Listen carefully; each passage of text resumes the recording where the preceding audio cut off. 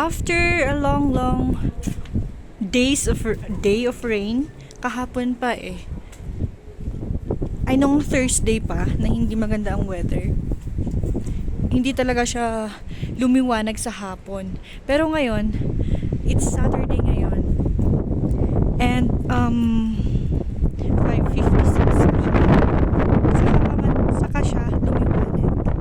So, ganun ka moody ang weather dito sa Madayman Kibungan Benguet.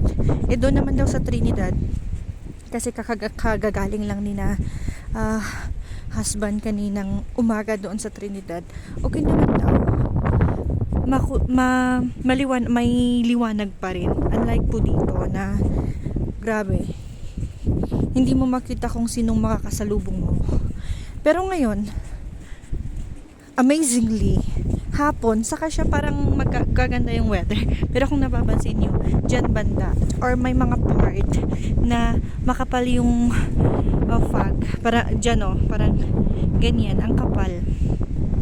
Papunta na siya dito sa banda ko. You know? Gumagapang sila. Ay, hindi sila gumagapang. Parang lumalangoy.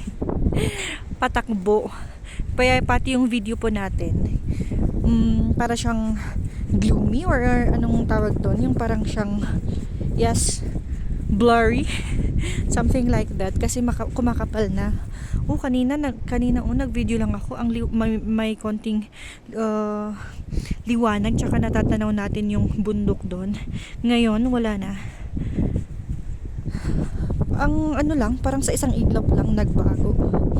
Parang feeling niya sa'yo, nakaramdam ng ibang kasiyahan, nagbago na agad. Ouch! Pero ang pagmamahal ni Lord, kahit anong season, hindi nagbabago. Flex ko lang po yung church building namin. Yan yung church building. Madalas ko po itong i-flex. Kaya sa mga mabuting kalooban or sa mga gustong tumulong din, pwede rin. Pinapaano pa namin yan sa taas. Donations are welcome. All straw. Ayaw niyang mag-focus. Din.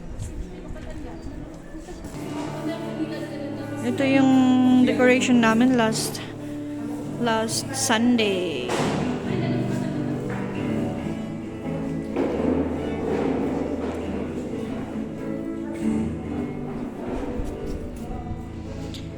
Mag-ano lang ako dito. Tambay lang.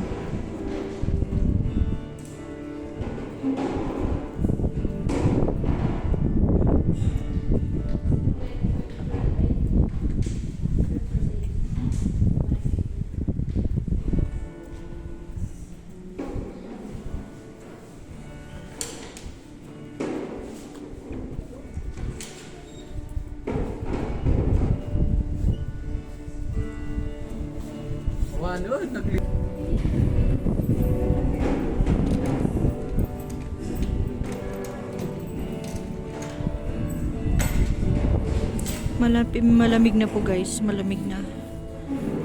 That's it for now. Pasok na po ako. Thank you for watching.